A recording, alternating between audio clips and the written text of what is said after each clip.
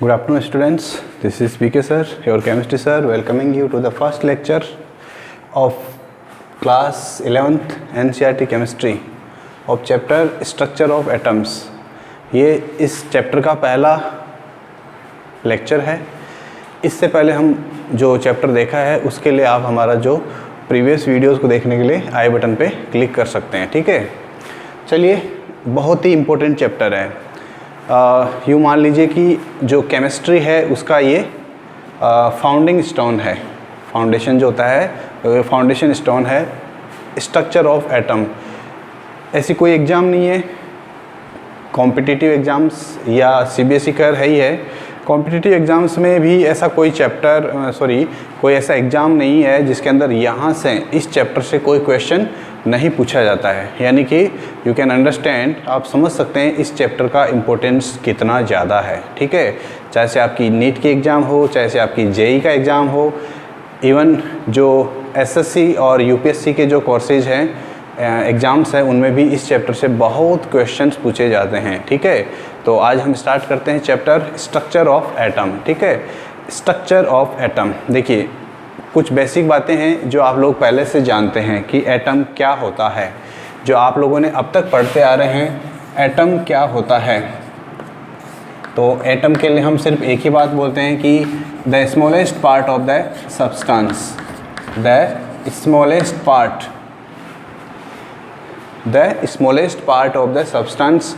यहाँ तक तो सबको पता है, सभी ऐसे ही बोलते हैं कि जो पदार्थ होता है, जो सब्सटेंस होता है, उसका सबसे छोटा पार्ट जो होता है उसको हम क्या बोलते हैं, एटम बोलते हैं। लेकिन ये जो कहानी है स्मॉलेस्ट पार्ट वाली, ये कहानी तो मॉलिक्यूल के साथ में भी होती है। मॉलिक्यूल के बारे में भी आप लोगों ने सुना होगा। तो फिर इसमें और मॉलिक्यूल में क्या डिफरेंस हो गया? स्मॉलेस्ट पार्ट के साथ में आप इसको यहाँ पर एक और वर्ड जोड़ दीजिए कि इसका इंडिपेंडेंट एग्जिस्टेंस नहीं होता है। It does not have independent existence, इसका नहीं होता है, एग्जिस्टेंस नहीं करता है ये, यानी कि इसका इंडिपेंडेंट एग्जिस्टेंस नहीं होता है। It does not have independent existence. तो एटम की बात होगी, पदार्थ यानी कि सब्सटेंस मैटर का सबसे छोटा part, that is called smallest part, ठीक है। और इसका इंडिपेंडेंट एग्जिस्टेंस नहीं होता है, ठीक है। अब एक और इसके बारे में एक इम्पोर्टेंट बात है कि ये जो होता है ये पार्टिसिपेट करता है केमिकल रिएक्शंस में, participates in chemical reactions, participate in chemical reactions, ठीक है। ये चीज़ें हैं, ये बेसिक बातें हैं जो आप लोग क्लास 11 से पहले पढ़ चुके हैं, देख चुके हैं, ठीक है। अब हम बात करते हैं थोड़ा सा इसकी हिस्ट्री के बारे में। हिस्ट्री, हर चैप्टर का, हर टॉपिक का हिस्ट्री होता है। ऐसे यहाँ पर हमारे यहाँ पे इसका भी एक थोड़ा सा हिस्ट्री है। अब आप बोलेंगे कि केमिस्ट्री में हिस्ट्री कहाँ से आ गया? हिस्ट्री का मतलब क्या होता है? पास्ट। हर चीज़ का, सबका कोई ना कोई पास्ट होता है, सबका कोई ना कोई पास्ट होता है, ठीक है। तो इसका भी पास्ट है, एटम का भी पास्ट है, तो एटम के भी पास्ट की हम थोड़ा सा याद कर लेते हैं, ठीक है। तो देखिए, एटम के पास्ट के बारे में अगर हम बात करते हैं तो इसके अंदर बहुत सारे साइंटिस्ट, बहुत सारे फिलोसोफर्स का कंट्रीब्यूशन है, ठीक है। और जिसके अंदर स्पेशली हमारे इंडियन साइंटिस्ट या जो को हम बोलते हैं इंडियन फिलोसोफर्स, उनका भी कुछ रोल है। इसमें एक फेमस नाम आता है महर्षि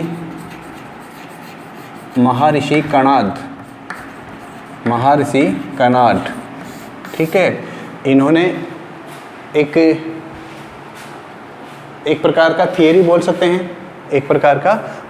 सकते हैं, उन्होंने प्रेजेंट किया था, जिसको हम क्या बोलते हैं, कणाद सिद्धांत। क्या बोलते हैं जिसको? कणाद सिद्धांत या कणाद थियरी, ठीक है। तो ये तो है हमारे इंडियन साइंटिस्ट या इंडियन फिलोसोफर। इसके अलावा कुछ ग्रीक फिलोसोफर्स भी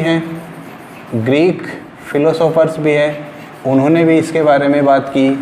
ग्रीक फिलोसोफर्स, उन्होंने भी बहुत कुछ बातें इसके बारे में बताई, ठीक है। लेकिन ये सब के सब क्या थे? सिर्फ और सिर्फ स्टेटमेंट्स थे। इनके जो आइडियाज़ थे इनको प्रैक्टिकली या थियोरेटिकली इनको प्रूव नहीं किया जा सकता था, ठीक है। तो ये सब क्या थे? सिर्फ स्पेकुलेशंस थे, स्पेकुलेशंस, ठीक है। सबसे पहले जो एटम के बारे में जो कॉन्क्रीट स्ट्रॉन्ग एविडेंस के साथ में जो एक्सप्लेनेशन दिया वो था जोहन डाल्टन 1808 AD 1808 AD, ठीक है। एक स्कूल टीचर और इन्होंने एटम के बारे में कुछ इम्पोर्टेंट बातें बताई, कुछ इम्पोर्टेंट डिस्कशन किया। तो इन्होंने जो भी बातें बताई, मीन्स जॉन डाल्टन ने जो भी बातें बताई, उन सभी बातों को हम एज ए थियरी डिस्कस करते हैं। तो वो जो थियरी है उसका नाम बन जाता है Dalton's atomic theory. Dalton's atomic theory, Dalton's atomic theory क्या है, कैसे है, ये सब आप लोग क्लास 9th में पढ़ चुके हैं, इसलिए हम इसके डिटेल में बात नहीं करेंगे, ठीक है। सिर्फ हम हिस्ट्री की बात कर रहे हैं। तो सबसे पहले इन्होंने बताया था। और एटम वर्ड जो है, देखिए महर्षि कणाद ने जो वर्ड दिया था, जो वर्ड था वो था परमाणु। अगर आप एटम को देखा जाए तो एटम को हिंदी में परमाणु ही बोलते हैं, ठीक है। तो महर्षि कणाद ने जो वर्ड दिया था वो था परमाणु, ठीक है। लेकिन इन्होंने जो वर्ड यूज़ किया था वो था एटम। और इस एटम का मीनिंग क्या होता है? ए का मतलब होता है नॉट, ए का मतलब क्या होता है नॉट, और टॉम का मतलब क्या होता है कटेबल या डिविजिबल, कटेबल या डिविजिबल। यानी कि इन्होंने क्या बताया कि एटम एक ऐसा सब्सटेंस है जिसको आगे आप कट नहीं कर सकते। ये उस समय की बात है 1808 की, ठीक है। एटम एक ऐसा सब्सटेंस है जिसको आप कट नहीं कर सकते, अनकटेबल है या इनडिविजिबल है, नॉट डिविजिबल, जिसको आप आगे फर्दर डिवाइड नहीं कर सकते। ऐसा इन्होंने बोला, किसने? जोहन डाल्टन ने, ठीक है। तो इनकी जो थियरी है उसके अंदर भी बहुत सारी प्रॉब्लम्स है। हम देखेंगे अभी कि इनका जो थियरी का जो पॉइंट है उसको हमने फिर आगे देखा गलत हो जाएगी। लेकिन ये जो थियरी है ये कम्प्लीटली रॉन्ग भी नहीं है। इसकी कुछ बातें हैं जो अच्छी है, मीन्स अच्छी इन द सेंस कि वो जो है प्रैक्टिकली एप्लीकेबल है और वो प्रैक्टिकली अप्लाई होती है, ठीक है। जैसे इनकी जो थियरी है उससे की हेल्प से हमें लॉ ऑफ कंजर्वेशन ऑफ मास उसके बारे में पता चलता है, यानी कि इसके बेस पे ही law of conservation of mass का पता चलता है। इसके अलावा law of constant proportion, law of constant proportion बोल सकते हैं या कॉम्पोजिशन बोल सकते हैं, both of them are same, ठीक है। और इसके अलावा लॉ ऑफ मल्टीपल प्रोपोर्शन। तो ये कुछ ऐसे लॉज हैं जो जॉन डाल्टन की थियरी की हेल्प से भी अपन उनको एक्सप्लेन कर सकते हैं, या जॉन डाल्टन की थ्योरी इनको भी फॉलो करती है, ठीक है। लेकिन सबसे बड़ा ड्रॉबैक, इनकी थ्योरी का जो सबसे बड़ा ड्रॉबैक है वो क्या है? यही है, ये जो वर्ड है यही अपने आप में एक ड्रॉबैक है। एटम जो वर्ड है वही अपने आप में एक ड्रॉबैक है। 20th सेंचुरी में ये बातें हैं, 19th सेंचुरी की। 20th सेंचुरी में बहुत सारे एक्सपेरिमेंट हुए, बहुत सारे केमिस्ट्री जो लेबोरेटरीज़ है उनके अंदर एक्सपेरिमेंट्स हुए, एक्टिविटीज़ हुई खूब सारे। तो उनके बाद में ये पता चला कि जो एटम है वो डिविजिबल है, कटेबल है, यानी एटम को हम फर्दर और डिवाइड कर सकते हैं। और जैसे ही हम ये कहें कि atom can be further divided और कट, देन इसका एग्जिस्टेंस ख़त्म, एटम वर्ड फिर ख़त्म हो जाता है, ठीक है। तो जब एटम वर्ड ख़त्म हो जाता है तो फिर हम क्या करेंगे? एटम के अंदर घुसेंगे, इनसाइड द एटम। और जब हम एटम के अंदर जाएंगे तो एटम के अंदर की जो बातें हैं उनको हम डिस्कस करने के लिए यूज़ करेंगे सब एटॉमिक पार्टिकल्स।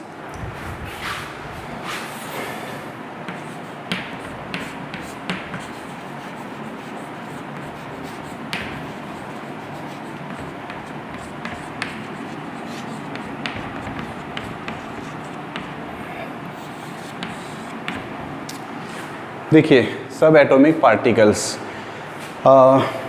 सब एटॉमिक पार्टिकल्स से पहले एक कुछ इम्पोर्टेंट बातें हैं जो 1808 के समय यानी कि 19th सेंचुरी के स्टार्टिंग में जो साइंटिस्ट थे उनके सामने जो कुछ प्रॉब्लम्स थी।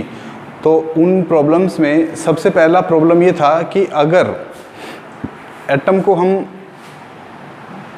नॉट डिविजिबल या डिविजिबल या कटेबल मान लेते हैं, तो फिर एटम की स्टेबिलिटी को कैसे एक्सप्लेन किया जाए? बड़ी प्रॉब्लम कि एटम तो अब क्या है, डिविजिबल है, कटेबल है, तो उसकी जो स्टेबिलिटी है उसको हम कैसे डिफाइन करें, उसको कैसे प्रूफ करें, ठीक है। फिर इसके बाद में दूसरा ये है कि फिजिकल और केमिकल प्रॉपर्टीज़ के बेस पे हम एक एलिमेंट को दूसरे एलिमेंट के साथ में डिफ्रेंशिएट कैसे करें, करेक्ट। फिजिकल और केमिकल प्रॉपर्टीज़ के बेस पे एक एलिमेंट को दूसरे एलिमेंट के साथ कैसे कंपेयर करें, कैसे उनको डिफ्रेंशिएट करें, ये भी प्रॉब्लम हो गया, ठीक है। इसके अलावा एटम से मॉलिक्यूल्स का फॉर्मेशन कैसे होता है, why do atoms combine and form molecules, इसको भी एक्सप्लेन करना था। ये भी इस समय तक नहीं पता था, 1808 तक इसके बारे में भी कोई इन्फॉर्मेशन नहीं थी, ठीक है। और सबसे लास्ट में जो है वो है कि एटम से निकलने वाले जो इलेक्ट्रोमैग्नेटिक रेडिएशन होते हैं, इसी चैप्टर में हम आगे बात करेंगे EMR के बारे में। EMR इलेक्ट्रोमैग्नेटिक रेडिएशन, इनके बारे में भी बात करेंगे। तो किसी एटम से निकलने वाले जो EMR होते हैं या किसी एटम के द्वारा एब्जॉर्ब किए जाने जो EMR होते हैं, उनके जो कैरेक्टरिस्टिक्स होती है वो कैसे होती है या उनका ओरिजिन कहाँ से होता है, ये कुछ प्रॉब्लम्स थे उस टाइम के साइंटिस्ट लोगों के पास, ठीक है। तो इनका सॉल्यूशन क्या होता है, कैसे होता है, ये सब हमें अभी डिस्कस करना है, ठीक है। अब देखिए इसमें एक छोटी सी इम्पोर्टेंट बात ये है कि आपको पता होना चाहिए या आप लोगों ने पढ़ा होगा, फिजिक्स में भी आप लोगों ने ज़रूर पढ़ा होगा इसके बारे में, कि कुछ ऐसे सब्सटेंस होते हैं, ये उस समय की बातें हैं, 19th सेंचुरी के आसपास की बातें हैं। तो उस समय की बातें हैं, तो उसमें क्या था, मतलब ये कुछ ऐसे इंसिडेंट्स हैं जो कि डाल्टन की जो एटॉमिक थ्योरी है उसको क्या करेंगे, ये लोग डिस्कार्ड करेंगे। कैसे करेंगे, देखिए मान लीजिए आपके पास एक ये कोई सिल्क का कोई एक रॉड है, ठीक है, ग्लास का कोई रॉड है, और ये कोई आपका सिल्क का वो है, कपड़ा है सिल्क का। इसको जब आप इसके पास रब करते हैं, इसके ऊपर रब करते हैं, तो क्या देखते हैं कि इनके ऊपर चार्ज डेवलप होता है, ठीक है। ऐसा ही सेम होता है कैट की स्किन, जो बिल्ली होती है, कैट स्किन, या उसके ऊपर जब हम एबोनाइट को वो करते हैं, रब करते हैं, ठीक है, तो उसके ऊपर भी क्या होता है, चार्ज डेवलप होता है, ठीक है। तो ये जो चार्ज है ये कहाँ से आया, कैसे आया, ये सब जब एग्जाम्पल्स इनसे पूछा गया, जॉन डाल्टन से, कि बताइए हमने इनको आपस में ऐसे रब किया तो चार्ज का डेवलपमेंट हुआ, चार्ज जनरेट हुआ, इलेक्ट्रिसिटी जनरेट हुई, ये कैसे हुई, इसका आंसर बताइए। इनके पास इसका आंसर नहीं था। तो फिर बात करते हैं फिर आगे, नेक्स्ट इनका जो थियरी है वो क्या हो गया, फेल हो गया। चलिए, तो इनके बारे में जो बताया, वो सबसे पहले जो बताया वो था माइकल फेराडे। तो माइकल फेराडे ने जो बताया आपको, उसके बारे में आप वैसे तो माइकल फेराडे की जो बातें हैं उनके बारे में जो है आप लोग क्लास 12th में पढ़ेंगे, लेकिन फिर भी उन्होंने क्या बताया, कैसे बताया, वो हमें देखना ज़रूरी है, ठीक है। एक छोटा सा मैं डायग्राम बना रहा हूँ, एक रिप्रेजेंटेटिव डायग्राम, ठीक है।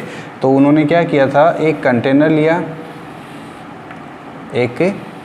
लिया और उस कंटेनर के अंदर, वैसे तो आप लोगों ने देखा होगा ये क्लास 10th के अंदर ऐसा वाला डायग्राम, उस कंटेनर के अंदर एक सॉल्यूशन लिया और इस सॉल्यूशन को हम बोल सकते हैं इलेक्ट्रोलाइट, क्या बोल सकते हैं इसको हम, इलेक्ट्रोलाइट, और इसके अंदर एक मेटल का बना हुआ रोड लगा दिया, ठीक है। ऐसा ही एक और सेम कंटेनर, और उस कंटेनर के अंदर भी क्या किया, एक डिफरेंट टाइप का सॉल्यूशन जिसको उन्होंने इलेक्ट्रोलाइट बोला, वो यहाँ पे उन्होंने फिल कर दिया इसमें इलेक्ट्रोलाइट, इलेक्ट्रोलाइट, ठीक है। और इसमें भी क्या किया उन्होंने, ऐसा ही एक मेटल का रोड लगा दिया, और इन दोनों को उन्होंने एक बैटरी वोल्टेज के सोर्स से इन्होंने कनेक्ट कर दिया। ठीक है, ये माइनस टर्मिनल, ये प्लस टर्मिनल। फिर उन्होंने क्या देखा कि यहाँ पर कुछ रिएक्शंस हुआ, यहाँ पर कुछ रिएक्शंस हुआ और यहाँ पर इलेक्ट्रिसिटी का जनरेशन भी हुआ, या कुछ ऐसे एक्सपेरिमेंट इन्होंने किए। तो ये जो एक्सपेरिमेंट्स थे, इनसे ही इलेक्ट्रिसिटी का जो नेचर है, उनका जो नेचर है वो हमें पता चलता है। ठीक है, तो ये सब जो बातें हैं वो सब हम पढ़ेंगे कब? क्लास 12th में। और इस एक्सपेरिमेंट से, ये जो फैराडे का एक्सपेरिमेंट है, इन्हीं से जो इलेक्ट्रिसिटी है उसकी पार्टिकुलेट नेचर, कि इलेक्ट्रिसिटी जो है वो पार्टिकल्स से बनी होती है, उसका जो नेचर है वो एस्टाब्लिश किया जा सका। ठीक है, अब इसके अंदर एक आपको इम्पोर्टेंट चीज़ जो आपको याद रखनी है वो ये है कि एक कॉन्सेप्ट है, याद रखना आपको, क्या कि सेम चार्ज जो होते हैं वो एक दूसरे को क्या करते हैं? रिपेल करते हैं। ये एक दूसरे को क्या करेंगे? रिपेल करेंगे। ठीक है, प्लस चार्ज एक दूसरे को रिपेल करेगा और माइनस चार्ज भी एक दूसरे को रिपेल करेगा। ये इसको दूर फेंकेगा, ये इसको दूर फेंकेगा। ठीक है, ये तो हो गया प्लस चार्ज या माइनस चार्ज। तो इसको तो हम बोलेंगे क्या? सेम चार्ज, या लाइक चार्ज भी बोल सकते हो आप। सेम चार्ज जो है वो एक दूसरे को रिपेल करते हैं, रिपेल यानी कि रिपल्शन। ठीक है, लेकिन अगर एक चार्ज प्लस हो और दूसरा चार्ज माइनस हो तो ये दोनों एक दूसरे को क्या करेंगे? अपनी ओर खींचेंगे। ठीक है, या इससे माइनस हो और ये प्लस चार्ज हो तो ये एक दूसरे को अपनी ओर खींचेंगे। ठीक है, तो ये कैसा चार्ज है? Opposite charge. तो ये अपोजिट चार्ज होते हैं वो एक दूसरे को क्या करते हैं? अट्रैक्ट करते हैं। अपोजिट चार्ज एक दूसरे को क्या करते हैं? अट्रैक्ट करते हैं। ठीक है, तो ये बात आपको याद रखनी है कि लाइक चार्ज होते हैं वो रिपेल करते हैं और जो अनलाइक चार्ज होते हैं वो एक दूसरे को क्या करते हैं? अट्रैक्ट करते हैं। ठीक है, चलिए इसके बाद में जो हमारा टॉपिक है नेक्स्ट वो है CRT, cathode ray tube. Cathode ray tube, और इसको शॉर्ट में CRT क्या होता है, कैसे होता है, ये सब आपको इम्पोर्टेंट है, इसलिए इनके बारे में आपको पता होना चाहिए। ठीक है,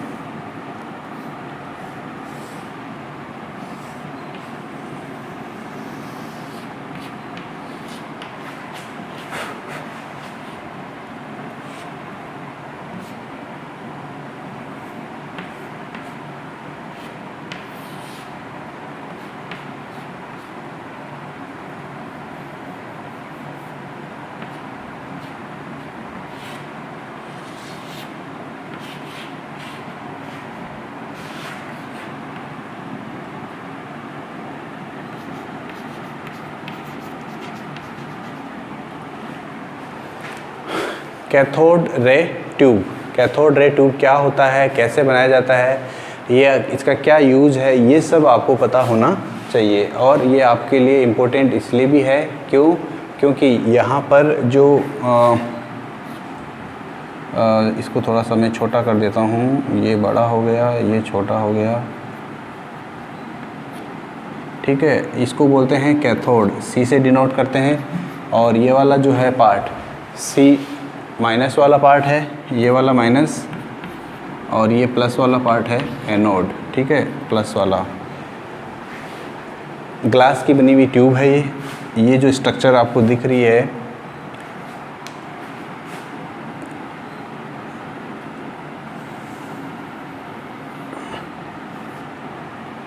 ये जो स्ट्रक्चर है ये ग्लास की बनी हुई स्ट्रक्चर है। ठीक है, और इस ग्लास की बनी हुई स्ट्रक्चर के अंदर दो मेटल के दो वायर्स कनेक्टेड है। और ये जो मेटल के जो वायर्स हैं, इन वायर्स को एक हाई वोल्टेज की बैटरी से कनेक्ट किया हुआ है। ठीक है, और इसके अंदर यहाँ पर एक अरेंजमेंट है जिसकी हेल्प से हम यहाँ का जो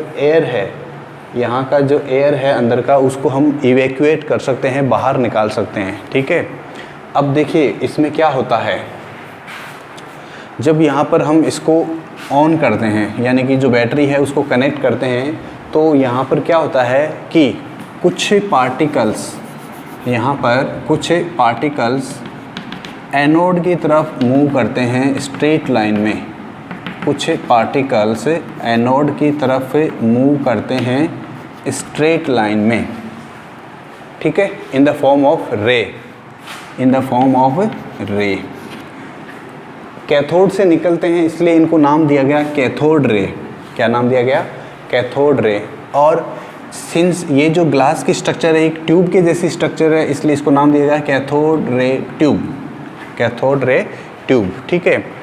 अब ये पार्टिकल्स रियल में यहाँ पर प्रेजेंट है या नहीं है, इसको कैसे अपन कंफर्म करें, इसको कैसे कंफर्म करें? तो इसके लिए हमने क्या किया, हमने यहाँ पर जो एनोड लिया उसको परफोरेटेड कर दिया। परफोरेटेड का मीनिंग क्या होता है कि हमने उसके अंदर होल बना दिया, हमने उसके अंदर क्या कर दिया, होल बना दिया। और उसके अंदर होल बना दिया तो होल बनाने के बाद में क्या होगा कि ये जो पार्टिकल्स, जो कैथोड रे जो आ रही है, वो कैथोड रेस इन पार्टिकल से होते हुए जाएगी, ठीक है। इसके एनोड, जो परफोरेटेड एनोड है उसके अंदर से पास करेगी, ठीक है। और उसके बाद में हमने क्या किया, ये वाला जो सरफेस था, यानी कि एनोड के जो बैक साइड वाला सरफेस है, एनोड के बैक साइड वाला सरफेस जो है उस पे हमने क्या कर दिया, कोई एक स्पेशल सब्सटेंस है, फॉस्फोरेसेंट बोलते हैं जिसको, फॉस्फेरेसेंट, ठीक है। और उसका नाम है जिंक सल्फाइड, उसका नाम क्या है, जिंक सल्फाइड। इसकी कोटिंग कर दी हमने, ठीक है, जिसके ऊपर एनोड के पीछे की तरफ, एनोड का जो इलेक्ट्रोड है उसके ऊपर एनोड के पीछे की जो ग्लास की इनर साइड है, ग्लास ट्यूब की इनर साइड है, उसके ऊपर हमने क्या किया, जिंक सल्फाइड का कोटिंग कर दिया, ठीक है। अब देखिए क्या होता है, जब आप यहाँ से इलेक्ट्रिसिटी फ्लो करते हैं तो यहाँ से जब इलेक्ट्रिसिटी फ्लो होगी तो यहाँ पे जो नेगेटिव चार्ज वाला कैथोड है, यहाँ से कुछ पार्टिकल्स रे की फॉर्म में यहाँ से पास निकलते हैं, एग्जिट रिलीज होते हैं, और यहाँ से एनोड से होते हुए ये इसके ऊपर हिट करते हैं, इसके ऊपर हिट करते हैं। तो इसके ऊपर जिस पॉइंट पर हिट करते हैं तो वहाँ पर एक स्पार्क पैदा होता है, एक ब्राइट स्पॉट बनता है, ऐसा ब्राइट स्पॉट डेवलप होता है, ठीक है। तो ये जो प्रोसेस है इसको हम बोलते हैं इलेक्ट्रिक डिस्चार्ज। क्या बोलते हैं इसको? इलेक्ट्रिक डिस्चार्ज ट्यूब, ठीक है, या कैथोड रे डिस्चार्ज ट्यूब भी बोल देते हैं इसको, ठीक है। तो ये जो कॉन्सेप्ट है, इस कॉन्सेप्ट का हमारे लिए क्या यूज़ है, इस कॉन्सेप्ट का हमारे लिए क्या यूज़ है? इसका यूज़ ये है कि इसकी हेल्प से ही हमें इलेक्ट्रिसिटी की पार्टिकल नेचर का पता चला। इस एक्सपेरिमेंट की हेल्प से हमें पता चला कि इलेक्ट्रिसिटी का जो फ्लो है उसके अंदर कोई पार्टिकल जैसी स्ट्रक्चर है, कोई पार्टिकल जैसी स्ट्रक्चर है, इसलिए इसको पार्टिकुलेट नेचर बोला गया, ठीक है। ये जो प्रोसेस है इसको होने के लिए, for this process to take place, इसके लिए यहाँ पर अंदर की तरफ जो प्रेशर होता है वो बिल्कुल लो प्रेशर होना चाहिए, एकदम से लो प्रेशर होना चाहिए। और ये जो आपने वोल्टेज का कनेक्शन यहाँ पर किया है, वोल्टेज यानी कि हाई वोल्टेज की बैटरी, तो इस वोल्टेज का वैल्यू होना चाहिए हाई वोल्टेज। इम्पोर्टेंट है, वेरी इंपॉर्टेंट है ये, इम्पोर्टेंट ये बॉक्स, क्यों? बहुत सी एग्जाम्स में ये क्वेश्चन पूछा गया है।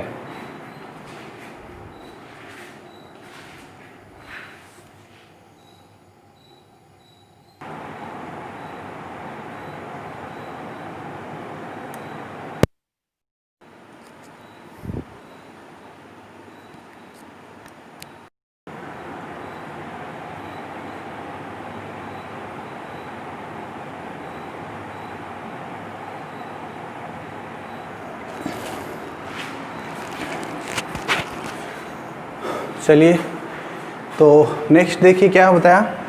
इम्पोर्टेंट जो बात मैं डिस्कस कर रहा था आपके साथ में वो ये था कि ये जो 2 पॉइंट है ये बहुत ही इम्पोर्टेंट है और एग्ज़ाम में बहुत बार पूछा जाता है इनके बारे में कि which of the following conditions are helpful, which of the following conditions are helpful for the formation of cathode, for the making of what you call this cathode ray tube, ठीक है। तो उसमें आपको हाई प्रेशर की बात करेगा, low voltage की बात करेगा, low pressure, low voltage, high pressure, high voltage, ऐसे ऑप्शंस याद रखने हैं आपको, ठीक है। तो इसमें कौन सा ऑप्शन आपको फिट बैठता है, दैट इज़ इम्पोर्टेंट। ठीक है, तो ये जो पॉइंट है ये एकदम इम्पोर्टेंट है, इसको मैं देता हूँ 5 स्टार। क्यों? क्योंकि इसके ऊपर नीट में और जेईई में एग्ज़ाम में क्वेश्चन पूछा गया है। ठीक है, तो इसलिए इसको आप अच्छे से याद रखिए। ठीक है, चलिए इसके बारे में नेक्स्ट एक इम्पॉर्टेंट बात ये है कि ये जो प्रोसेस है ये सेम प्रोसेस हमारा जो टीवी होता है, टेलीविज़न, आजकल वाला नहीं, पुराना वाला जो थोड़ा सा लंबा चौड़ा बॉक्स आता था, उस टीवी में भी ऐसा ही होता है। ठीक है, उसमें भी एक CRT आती है, CRT मतलब कैथोड रे ट्यूब का एक कॉन्सेप्ट होता है उसमें भी। ठीक है, तो सेम चीज़ वहाँ पर भी ऐसे ही होती है, उसका भी यही कॉन्सेप्ट है। ये सब हो गया हमारे लिए इम्पोर्टेंट। ठीक है, अब इसके बाद में जो है इसका यूज़ क्या है, मीन्स इससे हमें क्या फ़ायदा हुआ वो हम डिस्कस करेंगे। ठीक है, चलिए तो हम बात करते हैं कॉन्क्लूजन्स की, कि ये जो एक्सपेरिमेंट है इससे क्या कॉन्क्लूज़न निकला। ठीक है, सबसे पहला है कॉन्क्लूज़न कि यहाँ पर जो कैथोड रेस निकलती है उनका डायरेक्शन पूछा जाता है एग्ज़ाम में इनका डायरेक्शन पूछा जाता है कि कैथोड रे की ओरिजिन कहाँ से होती है। तो जाहिर सी बात है, नाम इनका है cathode ray, it is obvious cathode rays है, तो कैथोड रेस का ओरिजिन भी कहाँ से होगा, कैथोड से ही होगा। अच्छा, कैथोड और एनोड का मीनिंग क्या है? ये जो वर्ड्स हैं हम इनको यूज़ कर रहे हैं बार बार, कैथोड और एनोड है, वो क्या है, क्या मीनिंग होता है इसका? सिंपल सा मीनिंग देखिए यहाँ पर,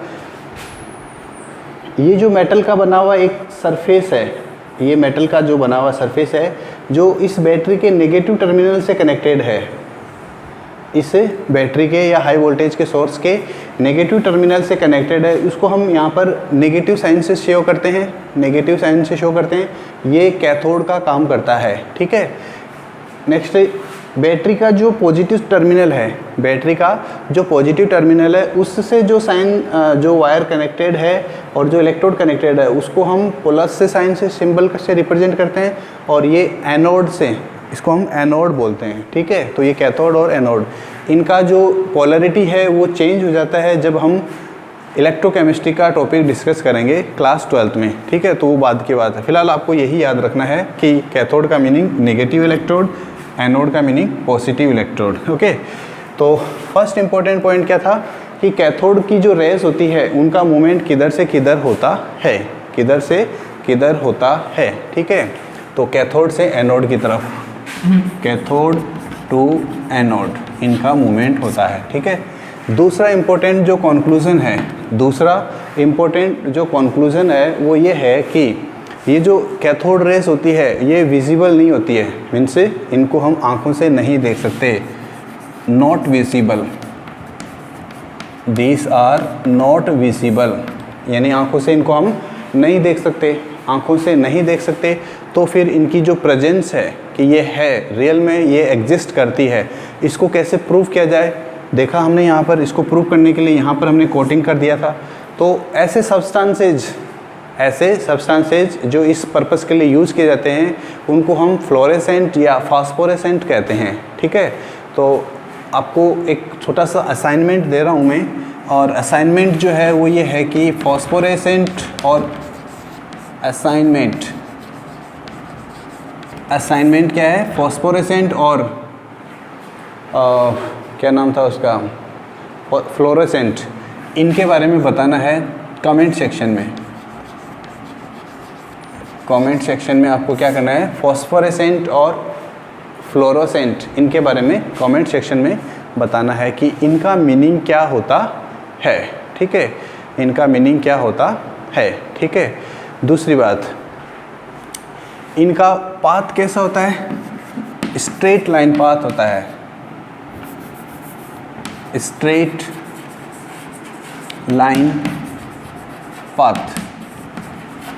लाइन पाथ का मीनिंग क्या होगा कि मान लीजिए आपने यहाँ पर कोई प्रकार का कोई इलेक्ट्रिक फील्ड या मैग्नेटिक फील्ड अप्लाई नहीं किया है। ठीक है, मैग्नेटिक फील्ड या इलेक्ट्रिकल फील्ड अप्लाई नहीं किया है, तो ये जो किरणें हैं, ये जो इलेक्ट्रिकल रेस है, इलेक्ट्रोमैग्नेटिक वेव्स है, वो सीधी निकल जाती है, यानी स्ट्रेट लाइन में मूव करती है, ये हमें याद रखना है। ठीक है, ये हमें क्या करना है, याद रखना है। ठीक है, अब अगर मान लीजिए ये तो हो गया कब, इन